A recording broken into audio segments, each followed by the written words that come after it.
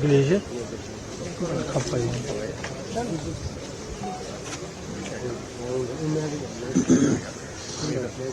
वो निकले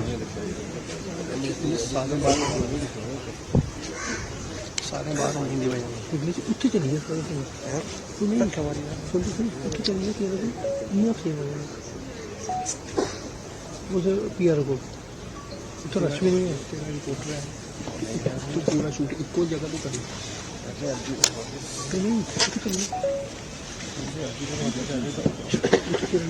तो मैं उन 5 शूरवीरों की सराहना करना चाहूंगा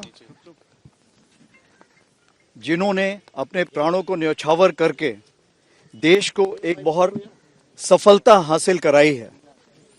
जैसा कि आपको विदित है, ये दोनों खूंखार आतंकवादी पिछले 1 साल से कई इन्होंने ऐसी घिनौनी हरकतें की थी, ऐसी किलिंग्स की थी जो हम इनको ढूंढ नहीं पा रहे थे और ये कहीं जाकर छुप रहे थे और इनको जो वेपन, एम्यूनिशन और बाकी खबर की सप्लाई किसी के द्वारा की जा रही थी।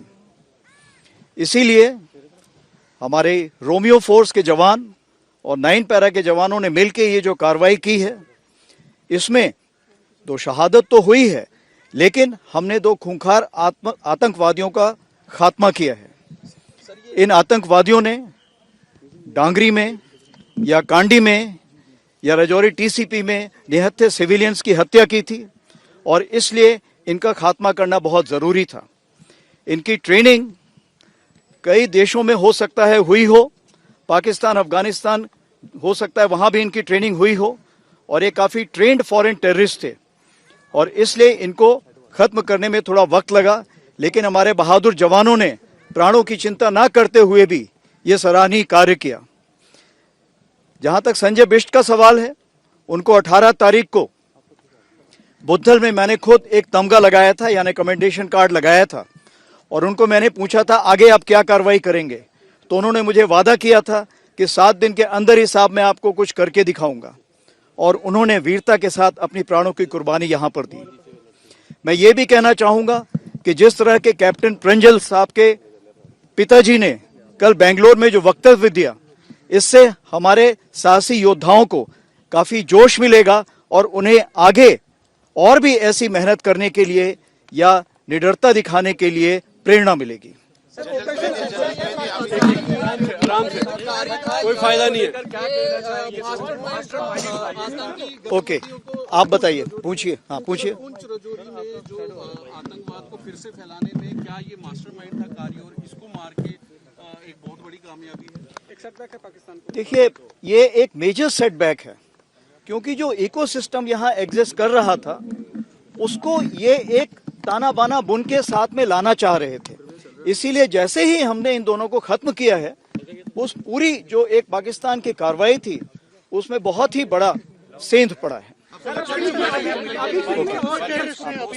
कितने और आतंकी पुंछ के एरिया के अंदर एक्टिव हैं जिनकी तलाश भारतीय सेना को है? देखिए, तादाद का मैं कुछ नहीं कहना चाहूँगा क्योंकि आपको पता है पुंछ राजौरी का ऐसा एरिया है जो कि नेशनल हाईवे से बाकी देश से जुड़ा हुआ है, इसलिए ये तादाद ऊपर नीचे हो सकती है किसी भी समय पर, बट मैं मान के चलता हूँ कि आज की तारीख पे 20 से 25 यहाँ पर आतंकवादी होंगे जो इस एरिया में ऑपरेट कर रहे होंगे। लेकिन जिस तरह से हमने, पुलिस ने, सिक्योरिटी फोर्सेज ने और इंटेलिजेंसीज ने जो कार्रवाई बढ़ाई है, जिसमें हमारे लोकल लोगों का बहुत सपोर्ट है, और अगर ये ऐसे ही चलता रहा कार्रवाई तो 1 साल के अंदर हम इसको भी बहुत अच्छे से कंट्रोल कर पाएंगे।